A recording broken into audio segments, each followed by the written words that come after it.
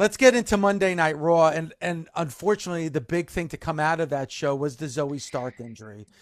Big opportunity for Zoe Stark. Kari Sane, her first match back after injury as well, and man, watching that, it looked horrific. And the toughest part for me, honestly, Natty, was that you could hear her screams of pain when that happened. It was just my heart sunk I know. watching. But as I always say, I said it on social media on Monday night, and I say it on this show all the time. Just as a fan, as fans, we have to appreciate what you do each and every time a wrestler steps into the ring. You do put your health and your well-being, you know, every single time you Yeah. walk into a ring. I mean, It's anything can happen. that's the thing, and a lot of us talk about, like, sometimes injuries happen off of the smallest things. Like, you could just lock up with someone or move your arm the wrong way, or, like, even for myself, like, just getting banged up, it usually is something like where I wake up and I'm like, I don't even know what I did, but my arm hurts, or like, it's very high risk. It's a big part of the job, because it's so physical, and there's, we're performing all year round. So, it's high, it is what it is. It's a high risk, high impact sport.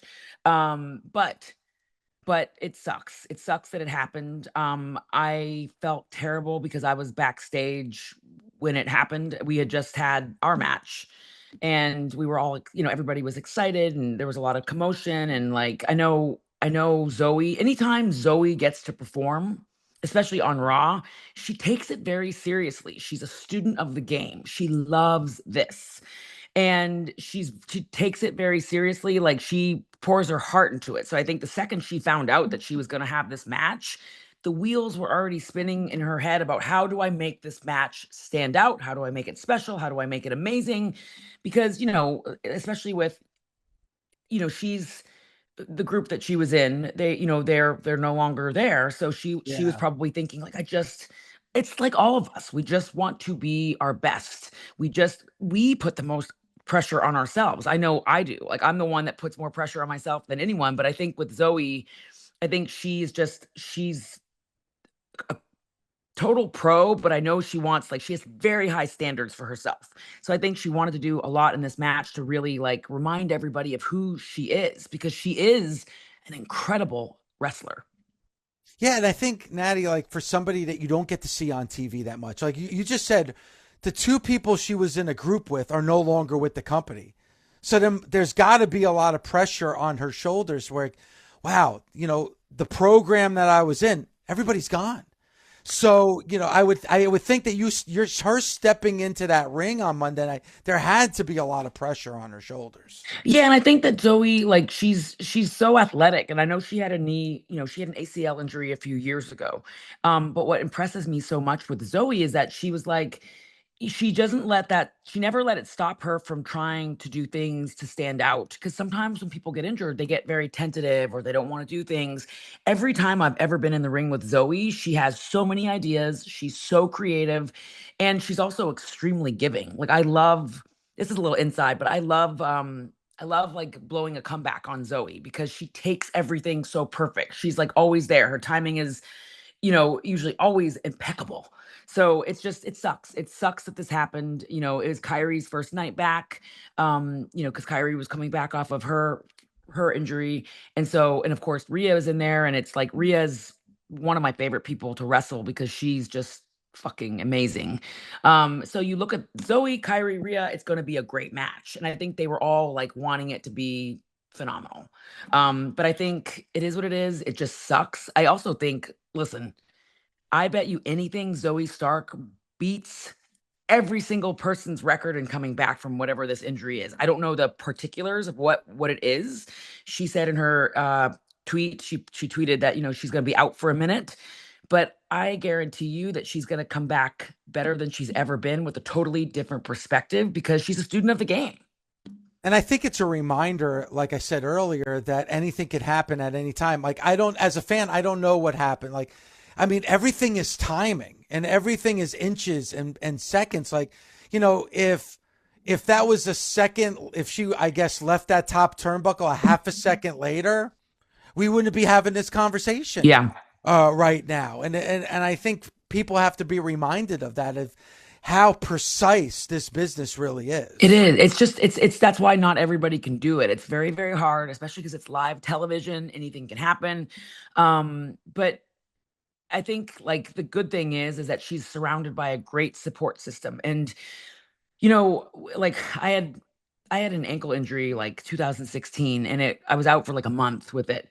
When I got hurt from that injury, WWE, they have so many resources for us to come back better than ever. They have a massive team. Their medical is incredible. They have, we have access to the best surgeons, the best physical therapists, the best trainers. Like you just have so many people there helping you get propped back up. So for me, like I know injuries are a part of what we do, but when people do get hurt, like with Zoe, she's gonna have the best support system ever to help her get back to being 100%. So I think it's just, a little regroup. She's gonna recalibrate, regroup, and come back. And also, maybe this will inspire her to tap into a different side of herself that maybe she didn't even know existed. Find her fuck you sort of thing. Yeah, and I think you have to find that fuck you because you have to have a little bit of an attitude to come back from something like that. That is not easy to do. I always say that to people, and I've said it, and some people have quoted me in interviews, and I said it to Nikki Bella because because Nikki Bella has been training with me.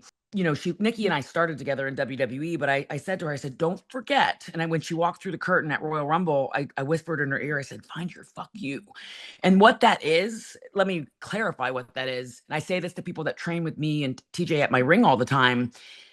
This industry, when the bell rings, you need to turn it on. You have to remind people of why they paid to see you. Why did they part with their money to watch you?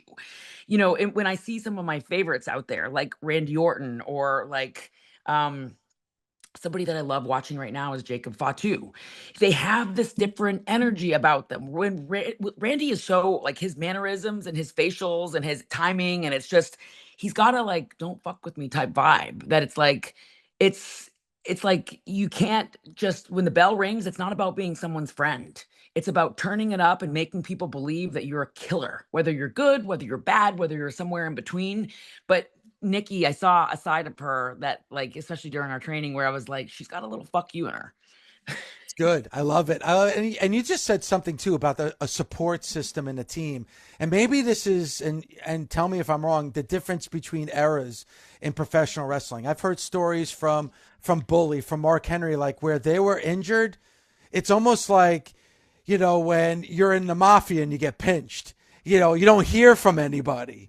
And I kind of hear that about like Mark saying when he was injured, he didn't really hear from a lot of people. It feels like right now, this era of the WWE, that it is a team where right away when Zoe got hurt, you saw the outpouring of everybody reaching out to her. And I think that I'm sure that would continue until she's ready to come back. It just feels like right now in 2025 across the board, it feels more like a team effort. And it feels like it's just more, it's more of a relaxed environment where like our bosses are, they're human. It's funny because like I watched Triple H and Stephanie do an interview. Stephanie had it on her ESPN show, Stephanie's Places, and it was like I saw a very human side of her. Like I know Stephanie, but sometimes the audience they can see like she's always been so poised and put together and so professional and so polite. And then when I've been watching her show and I've been like, they're just they feel more human. Like Hunter doesn't always like he lets his guard down. They're talking about his heart attack. You can see their eyes welling up. They're kind of bickering a little bit about the ironing, and he's like, you don't iron anything. And I think there's a more human side to our bosses now, that it's like we're human, whether you have a lot of money or you have a lot of power or you have a lot of status. I think like the people that are in charge, they understand that we're human. They understand that we make mistakes. They understand that we're not perfect. They understand that like everybody wants to succeed. And I think with getting injured in the past, Zoe might have even thought like, oh my gosh, I'm going to be forgotten. Nobody's going to care. And like everybody cares. Everybody cares about her. And I guarantee you that if she has ideas, she can shoot creative ideas all throughout her time away, and she can collaborate. And our creative team, even with Raw, like I'll shoot the head writers text messages and be like, hey, I was thinking about this, or I was thinking about that. And just minutes later, they'll get back to me and go, I like it, but we're doing this, or I love it. Let's try that. Or we were thinking about that. Or we were like, it's so collaborative, and that's the thing too with Zoe is that her first injury, not that I want to reveal too much about her, private life, but her first injury, she actually took on the role of like being at NXT and just going behind the scenes as a producer. She said that helped her so much so that when she came back, because she's very young, Zoe, she's in her 20s. When Zoe came back from that first injury, she had been with the headset on and she was helping girls put together matches and stuff like that. So I guarantee you that if she, once she gets her leg back on track, I guarantee you that Triple H will say, sure, if you want to step into another role or oversee a practice at the PC or help people with their matches. I mean, there's so much that she can do in the company so that she doesn't just feel out of sight, out of mind, and forgotten.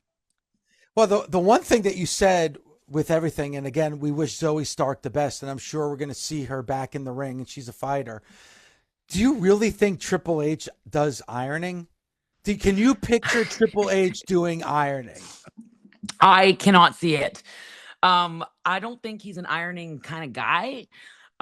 When they were arguing about the ironing, it reminded me of me with TJ, because TJ, his shirts, for whatever reason that he wears for these production meetings as a producer, they're always wrinkled. And I'm like, TJ, it's not that complicated. You fold it, and he has a special little board that I fold his shirts and put them in his bag. Every time we get to the hotel, his shirts are wrinkled. They look like they've been stomped on. And TJ will ask me to iron them. And I'm like, I don't know how to iron. Like, I'm not a good ironer. So I'll hang the shirt up, put it in the shower. Like I'll run the shower and let the steam. Anyway, we don't iron either. So it's a good trick. By the way, that's a good trick, because I do the same thing as well, because I'm not an ironer and my wife gets on me. She said it's very simple to do. I still can't figure it out. It makes me so annoyed. The more I iron, when I'm ironing is great, but the other half gets wrinkled, and then I start ironing that side, and then what I just ironed gets wrinkled. It's a whole scam. I think it's just something to frustrate the hell out of me. I think it's a joke from my wife. And the other thing that I am terrible at is vacuuming. I'm not a good, and my vacuuming. wife, do you? I'm a vacuuming junkie. I actually asked TJ for my birthday. By the way, TJ, if you're listening, I already know the Dyson that I want. It's a brand new cordless Dyson vac.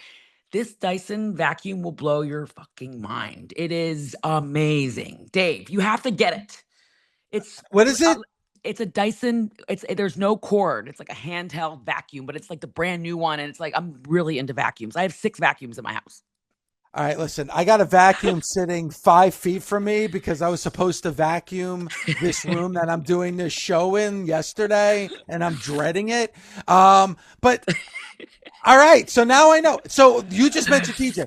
TJ has to be listening to this show, right? Well, TJ said to me, he goes, my birthday's next week. And he goes, I'll take you to Louis Vuitton. We'll get you a pair of shoes. We'll pick out something nice. And I said, TJ, I have 1 million pairs of shoes. I said, this is the vacuum that I want. He's like, you can't get a vacuum for your birthday. I'm like, I want a vacuum for my birthday. Get me a vacuum. And maybe another cat. All right. Well, my wife every day asks for another cat. I actually beat you. We have 9 cats. You have 8 cats. So we have 8 cats. Yes, we love cats. I mean, I love them. I mean, I don't like other people's cats, but I like my cats. It's like when somebody shows you a picture of their baby. It's like, your baby's cute, but I don't give a shit about your baby. Like, it's like when you have your own child, you want to like, I don't have a kid, but like, that when somebody's showing you a picture of their cat, Dave, you're like, I don't care about your stupid cat. No, because every other cat is ugly. The only cats that are cute are my cats. And that's just what I'm saying. Violette is a cat rescuer. So we have 2 sanctuaries in our backyard for cats, for stray cats. And all the money I make on Busted Open goes to these 2 little homes that are in our love property. That. So she has really dedicated her life to animal rescue. But she knows how to get me. She knows how to get me. I see these baby cats and I'm just like, and what she's done, has like a relationship with the town where she'll take in a cat, we'll get all the shots, we'll make sure it's healthy, and then we find a home for the cat. So it's almost like we're foster parents for these stray cats, and then we find homes for the cats. I fall in love with the cats. If the I cats are going to love be in my that. home, that's why we have 9 cats. It I started off, love we had that. 2 cats, and now we have 9 because I'm the one who falls in love with the cats, and I can't. You're not. No, this And you can't. that's why I said to Stephanie McMahon, I was like, because she said she's more of a dog person. And I was like, I'm gonna make you into a cat lady, I promise. Because I think she's had some bad experiences with cats. Actually, our truth is another one. Our truth told me we were filming Total Divas, and he said he told me he had been mauled by a herd of cats. And I'm like, what the hell is a herd of cats, Truth? But then for whatever reason, when Truth was at my house filming Total Divas, my cats attacked him. There's footage of it. It's like viral. They attack Truth. So you just got to find the right cat. All right. If TJ is listening, and I know how much you said you want a vacuum, TJ, do not buy your wife a vacuum cleaner for her birthday. Louis Vuitton, do it. TJ Do TJ not knows buy the vacuum cleaner. Don't do it, TJ's TJ. TJ's he knows what I like. He knows we like wrestling. We usually our date nights usually consist of us going to the dungeon. He knows I like cats and he knows I love a good vacuum. Okay.